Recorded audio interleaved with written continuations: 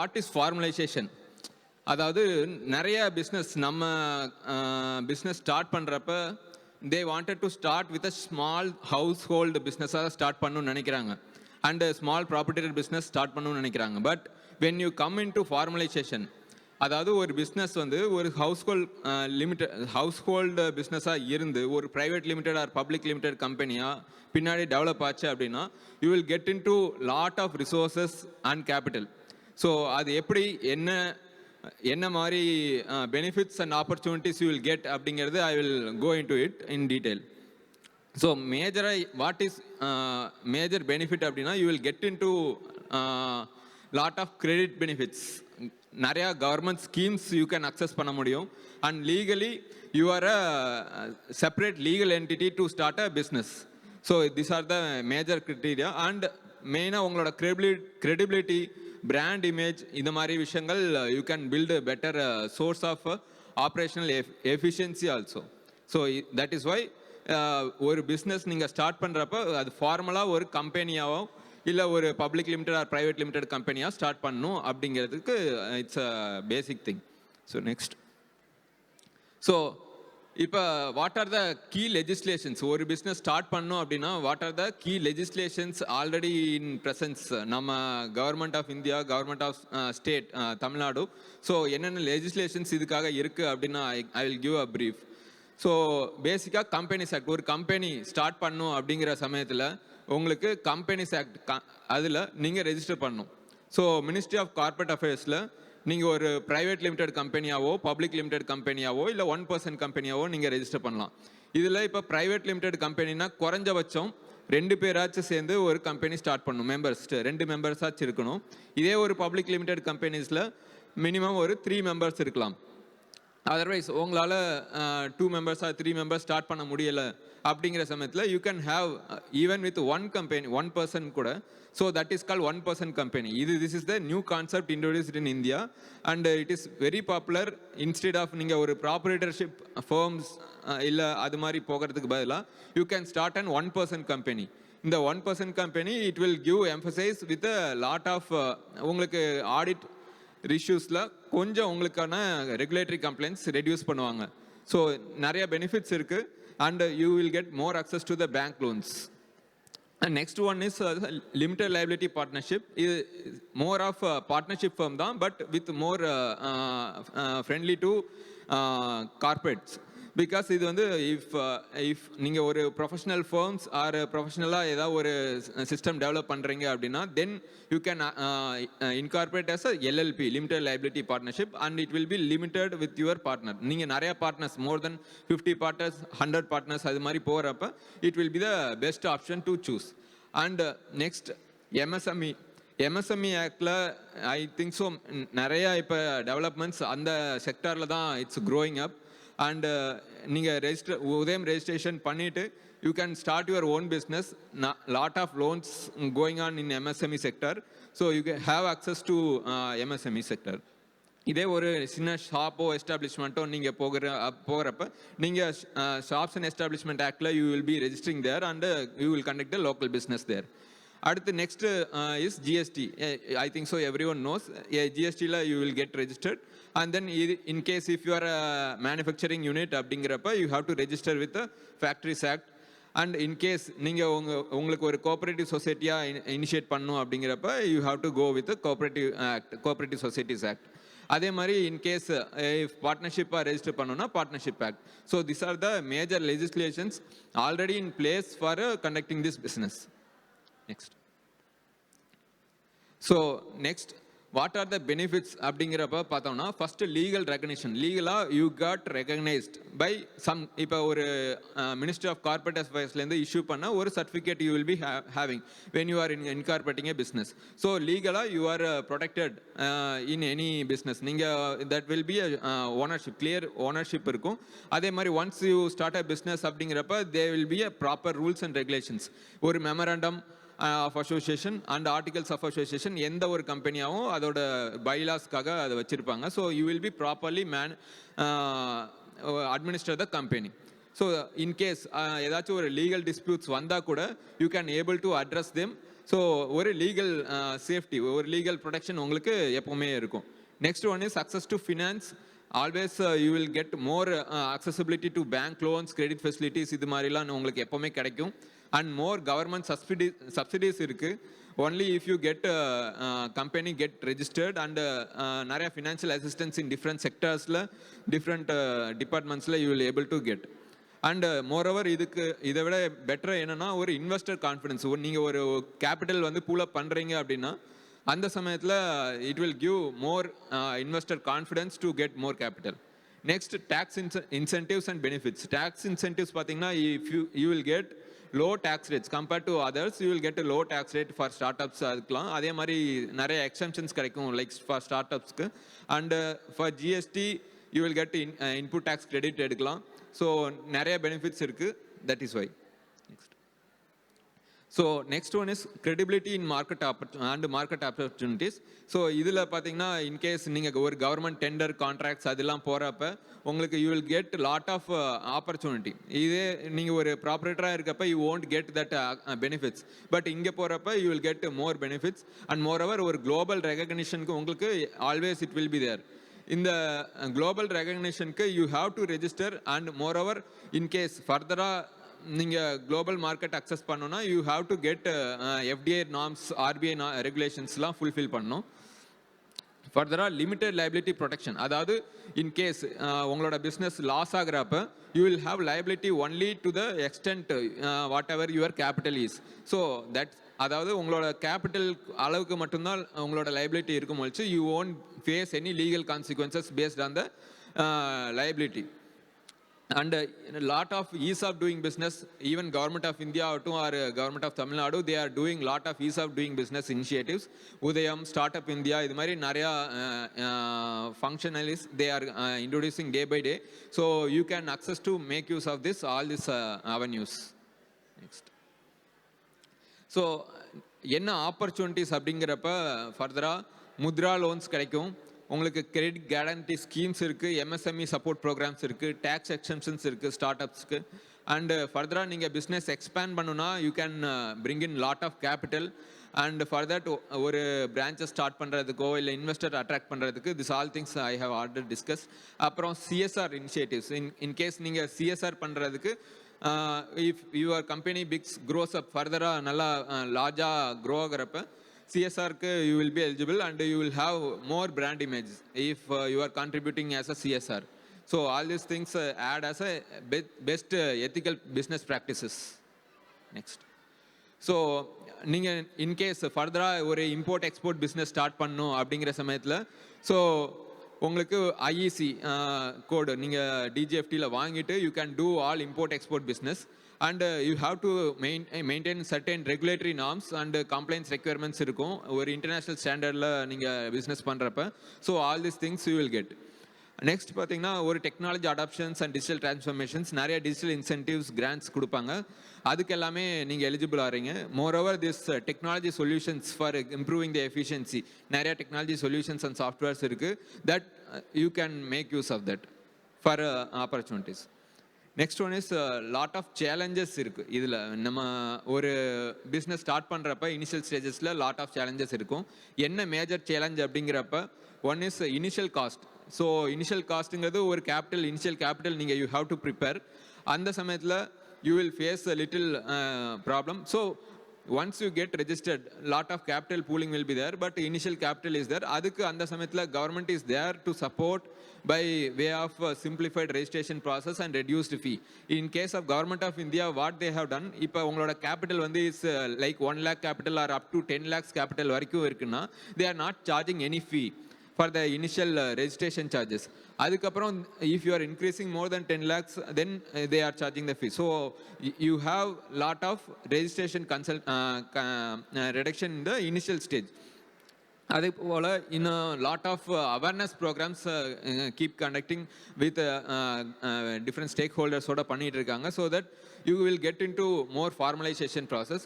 And in case உங்களுக்கு difficulties face பண்ணுறப்ப you have to access to the expert groups or professional advice நீங்கள் எடுத்துக்கிட்டிங்கன்னா you will get more opportunities for further overcoming the formalization. Next. So I will give some 2-3 examples. என்ன best practices வந்து இது வரைக்கும் succeed ஆன start up, அதாவது ரொம்ப small ஸ்கேல்லேருந்து develop ஆன ஒரு சில செக்டார்ஸை I will point out some 2-3 examples. MSME சைட்லேருந்து பதஞ்சலி எல்லாத்துக்கும் தெரியும். Patanjali is a product that day to day யூஸ்க்கு நவடேஸ் ஒரு எஃப்எம்சிஜி ப்ராடக்டாக கூட இம்ப்ரூவ் ஆகிடுச்சு. ஸோ அது இனிஷியலாக ஸ்டார்ட் பண்ணது ஒரு ஹவுஸ் ஹோல்டில் சின்னதாக ஸ்டார்ட் பண்ண ஒரு ஆயுர்வேதிக் ப்ராடக்ட் தான். பட் லேட்டர் ஆன் அது பார்த்தீங்கன்னா ஒரு $1 மில்லியன் எக்ஸ்பென்ஸாக ஒரு நவ் இப்போ ப்ரெசென்ட்டாக டேர்ன் ஓவர் பார்த்தீங்கன்னா 30,000 வரைக்கும் 30,000 crores அளவுக்கு இருக்குது. ஸோ இனிஷியல் ஸ்ட்ரகிள்ஸ் என்ன அப்படின்னா, அவங்களோட சேலஞ்சஸ் என்ன இருந்துச்சு அப்படின்னா, they have to compete with the established brands already, like Hindustan ITC மாதிரி ஒரு பிராண்ட் எஃப்எம்சிஜியில் இருக்காங்க அப்படின்னா அவங்களோட கம்பீட் பண்ணுற மாதிரி இருக்கும். அண்டு மோரோவர் இது வந்து நிறையா ரெகுலேஷன்ஸ் இருக்கும். இன்கேஸ் அவங்க ஒரு ப்ராடக்ட் வந்து ட்ரக்ஸோ இல்லை எஃப்எஸ்எஸ்ஐ நாம்ஸோ ஃபுல்ஃபில் பண்ணுறப்ப they have to comply lot of regulatory norms. So அதெல்லாம் தான் இனிஷியல் ஹர்டில்ஸாக இருக்கலாம். பட் ஜென்ரலாக அதை ஃபுல்ஃபில் பண்ணிட்டாங்கன்னா they can able to go head. Next, அந்த ரெஜிஸ்ட்ரேஷன் ப்ராசஸும் எல்லாமே கம்பெனிஸ் ஆக்டில் ரெஜிஸ்டர் பண்ணனால தான் they are getting the benefit. Next. So next example is Zomato எல்லாருமே யூஸ் பண்ணியிருப்பீங்க. ஸோ இனிஷியல் ஸ்டேஜில் அவங்க எங்கே ஸ்டார்ட் பண்ணாங்கன்னா அப்படின்னா, just they are starting as a review. நீங்கள் ஃபுட்டுக்கு போவீங்க, ரெஸ்டாரண்ட் போவீங்க, ஃபுட் ரெஸ்டாரண்ட் போகிறப்ப just they will take a review. அதை மட்டும்தான் ஸ்டார்ட் பண்ணிட்டு இருந்தாங்க. பட் லேட்டர் ஆன் அதை வந்து ஒரு இன்ஃபார்மல் டெலிவரி சர்வீஸாக மாற்றினாங்க. Then they have lot of issues in the fragmented market. ரெஸ்டாரண்ட்ஸோ மற்ற அக்சஸ் பண்ணுறதுல டிஃப்ரெண்ட் இஷ்யூஸ் இருந்துச்சு. ஸோ அதெல்லாம் ஓவர் கம் பண்ணி then they come to the global presence. இப்போ they came into IPO and got lot of capital. So இந்த மாதிரியான big FDI norms எல்லாத்தையுமே ஃபுல்ஃபில் பண்ணி அவங்களால வர முடியும்னா they have come into formalization sector. So and moreover இப்போ என்னென்னா அதோட investor confidence has increased a lot. முன்னாடி விட இப்போ வந்து investors has increase the confidence. அதனால so more and more money ஈஸியாக புல் பண்ண முடியும் அவங்களால. So this is one of the example. Like இந்த ஸ்டார்ட் அப், அதாவது டிஜி பேஸ்ட் ஸ்டார்ட் அப்பில் Zomato is one of the best example. Next. So next ஒரு cooperative society example எடுத்தோம்னா அமுல் பார்த்தீங்கன்னா இட்ஸ் இனிஷியல் ஸ்டேஜஸில் they are just having lot of issues in the milk shortages. Like milk ஷார்ட்டேஜஸில் ரொம்ப கஷ்டப்பட்டு இருந்த ஒரு செக்டர். பட் அந்த இன்ஃபார்மல் டைரி ஆப்ரேஷன்ஸை அவங்க ரெகுலரைஸ் பண்ணி they made better quality control checks, அதெல்லாம் இம்ப்ரூவ் பண்ணி they brought in the best quality and supply chain standards established பண்ணனால now they are bringing into the brand and market campaigns. இதெல்லாம் attain பண்ணி ஃபைனலாக now they gone to the range of India's largest dairy brand. and இது மட்டும் இல்லாமல் they have gone to the extent of empowering millions of farmers. அதனால benefit ஆகிட்டு இருக்காங்க. So இதெல்லாம் வந்து ஒரு ஸ்மால் ஸ்கேல் தான், but they have reached to the highest level from the bottom to top. Next.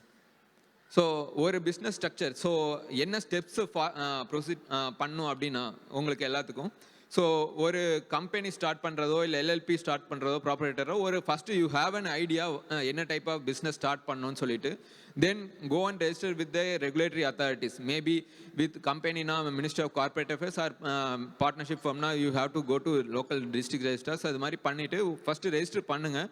Then get your PAN, TAN registrations from income tax and then GST registration from GST and all these things. முடிச்சதுக்கப்புறம் in case if you wanted to start as MSME, then you register as MSME under Udayam and comply with different labor laws, PF, ESI registrations. இது எல்லாத்தையுமே comply பண்ணிட்டு then you have to maintain proper records and tax compliance. இது எல்லாமே நீங்கள் பண்ணுற மாதிரி இருக்கும். This is the brief step by step என்ன பண்ணணும் சொல்லிட்டு. Next. ஸோ கவர்மெண்ட் சைட்லேருந்து lot of initiatives already been taken. இல்லை என்ன அப்படின்னா மேக் இன் இந்தியா ஸ்கீம் இருக்குது for encouraging the manufacturing sectors, and start up India scheme for incentivising the start ups, and digital India for making the operations more eco friendly and more digital friendly for young generations like you, and ease of doing business by regularizing the process and the procedures in the registration and even in the compliance part. Next. So once இப்போ ஒரு start up company நீங்கள் start பண்ணிட்டீங்க. Start பண்ணதுக்கப்புறம் what are the major issues faced by the companies as a regulatory சைட்லேருந்து from our side இது என்ன மாதிரியான இஷ்யூஸ் வந்து ஜென்ரலாக we observe from the companies அப்படிங்கிறது from our own department I have observe this. So நிறைய பேர் என்ன பண்ணுவாங்க அப்படின்னா ஒரு company register office company start பண்ணோன்னா ஒரு ரெஜிஸ்டர்ட் ஆஃபீஸை வச்சுருக்கணும். ஸோ பட் அது யூஸ் பண்ணாமல் ஒரு கோவொர்க்கிங் ஸ்பேஸ் எடுப்பாங்க. இப்போ நிறைய coworking space concept OMR ECR சைடில் இருக்குது. அது மாதிரி ஒரு கோவொர்க்கிங் ஸ்பேஸ் எடுத்துகிட்டு they maintain the register office there. ஆனால் அந்த மாதிரியான கோவொர்க்கிங் ஸ்பேஸ் யூஸ் பண்ணுறப்ப ஜிஎஸ்டிஓ, எம்சிஓ, மினிஸ்டர் ஆஃப் கார்பரேட் அஃபேர்ஸ் இது மாதிரி ரெகுலேட்டரி செக்ஸ்க்கு வரப்போ they have to verify the statutory records.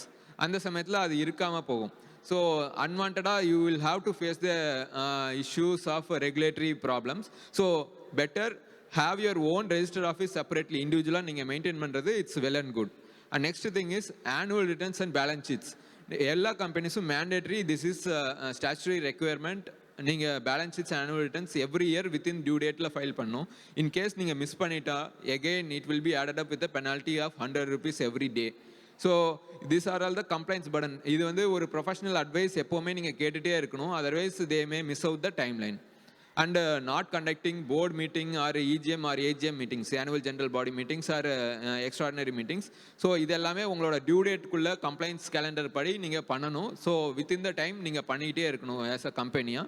And in case இப்போ நீங்கள் உங்களால் கம்பெனி கண்டினியூ பண்ண முடியல அப்படிங்கிற சமயத்தில் you have to get the status of dormancy. நீங்கள் ப்ரெசென்ட்டாக பிஸ்னஸ் ஸ்டார்ட் பண்ணுறப்ப உங்களால் கண்டினியூ பண்ண முடியாத சமயத்தில் டார்மன்சி ஸ்டேட்டஸ் அப்ளை பண்ணி வாங்கணும். அது விட்டிங்கன்னா again it will be added up with the penalties.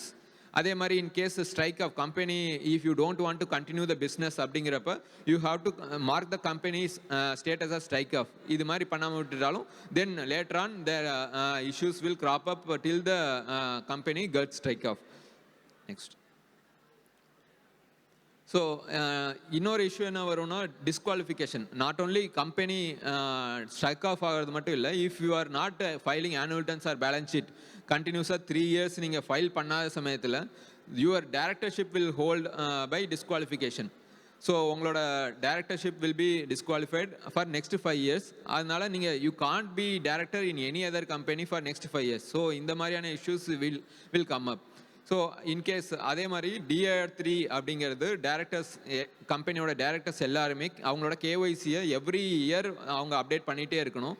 So இதை மிஸ் பண்ணிட்டா கூட அவங்களோட டின்னை வந்து டீஆக்டிவேட் பண்ணிடுவோம். ஸோ டீஆக்டிவேட் ஆகிடுச்சு அப்படின்னா then they could not able to access the MCA website or any other compliances like forms எதுவும் வந்து MCA மினிஸ்ட்ரிக்கு வந்து நீங்கள் ஃபைல் பண்ண முடியாத சூழ்நிலை வந்துடும்.